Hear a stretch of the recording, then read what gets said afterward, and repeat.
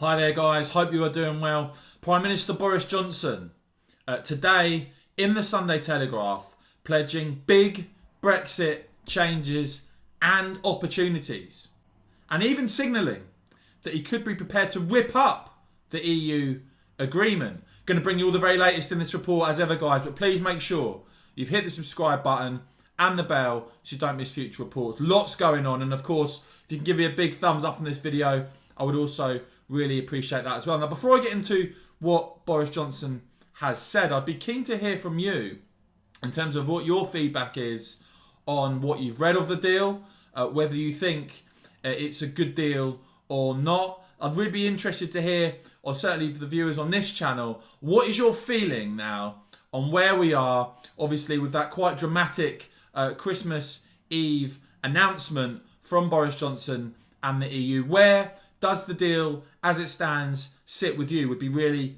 interested to hear your thoughts in the comments below, so do let me know. Now, as for what Prime Minister Boris Johnson is saying, the Telegraph with the story today, Sunday Telegraph, big changes are coming for Britain, vows Boris Johnson. Red tape reform and levelling up the priority now, he said, that Brexit has returned our freedoms.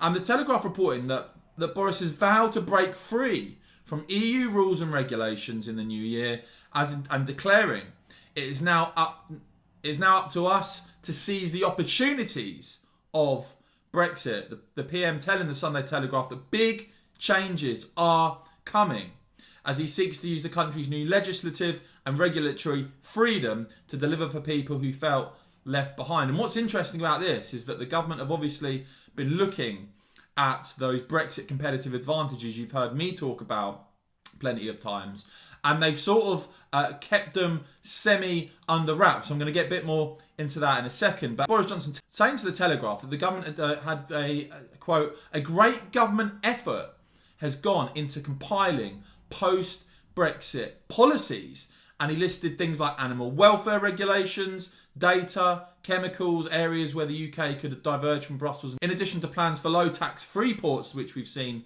discussed before, of course, and abolishing the tampon tax. And it's his first interview since the trade deal announcement.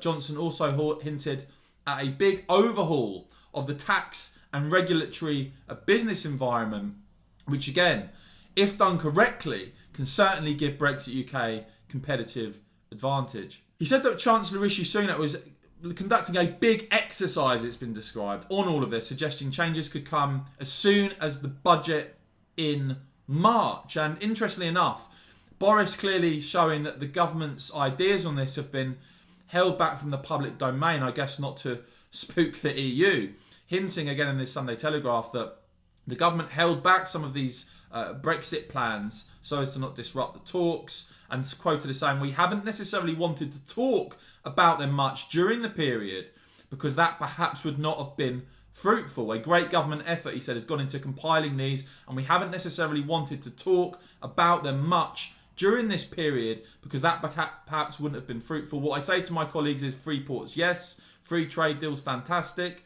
Changing animal welfare regulation, great.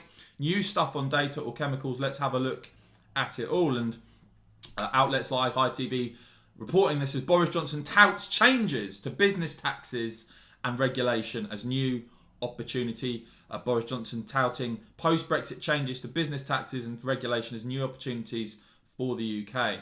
Now, interestingly enough, PM signalling he'd be prepared to rip up the agreement should Brussels regularly attempt to take retaliatory action, stating that the treaty makes it explicit that the UK can revert, he says, to World Trade Organisation terms, with Boris Johnson quoted as saying, we can't sort of suddenly decide that we're free and then not decide how to exercise it. The government has a very clear agenda, he says, to use this moment to unite and level up and spread opportunity across the country. That's what we want to do. And as the Express report, off the back of that, Boris Johnson ready to rip up Brexit deal if EU interferes on trade. Boris Johnson has warned the EU he will rip up the Brexit trade agreement if Brussels attempts to regularly launch retaliatory action against Britain over trade disputes. Now, someone else, of course, who's been absolutely fundamental at the heart of this Brexit movement for a very long time now is Nigel Farage.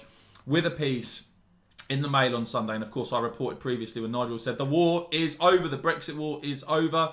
Nigel Farage in the Mail on Sunday saying there is no going back now. We won. The war is over as 2021 dawns. The most dramatic political conflict of our lifetime will draw to a close. This issue, which he says has broken prime ministerial careers and divided families, will no longer dominate our lives in the same way. While the precise terms of our leaving, he says, may continue to be finessed for some time, the fact that the anti-EU movement ever got this far is a political miracle. As a team acting on its own, Nigel says, he thinks in terms of the referendum, he says he thinks that UKIP, the businessman Aaron Banks and a handful of dependable Rebel, Labour and Tory MPs could have scored about 43% in the referendum, which is why it's so crucial that Boris Johnson, who is now finishing the job, opted to join the Leave side. So Nigel giving credit where it's due there.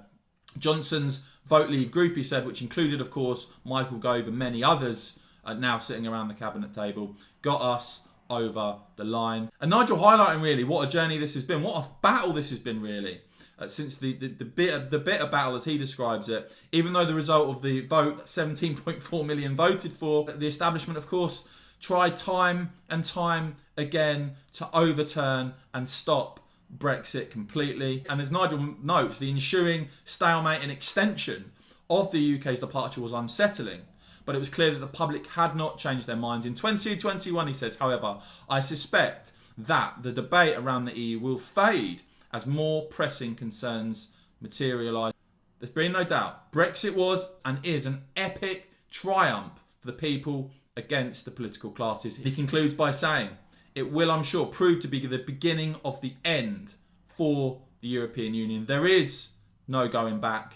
We won. And of course, there'll be more analysis of the deal itself next week, which you can rely on me here on this channel to bring you. But I thought interesting there that Boris Johnson hinting just to what the government looking to take that Brexit competitive advantage, and also already seemingly not ruling out ripping up the EU agreement in the future. So as I said at the start, guys, please do let me know what you're making of all this. Really keen to hear where you stand on the deal. And one thing's for sure, guys, you know, the growth of this channel and many others that we've seen across YouTube, I think is a very positive thing. I'm going to continue to be optimistic, of course, about the amazing possibilities ahead of us as an independent, self-governing nation, something that we fought for through the referendum, through elections, in Nigel Farage's case, for a very, very long time indeed. You can rely on this channel to give that counterbalance to this sometimes very gloomy mainstream media. And I've got big news, I think, next year on a few other bits. So guys, please keep checking back for new videos. And as ever, if you've enjoyed this report, if you found it helpful and informative, please help me out by hitting the thumbs up button. Make sure you subscribe. Make sure you've hit the bell so you don't miss future reports. There's a lot more to come on this channel. Stay tuned.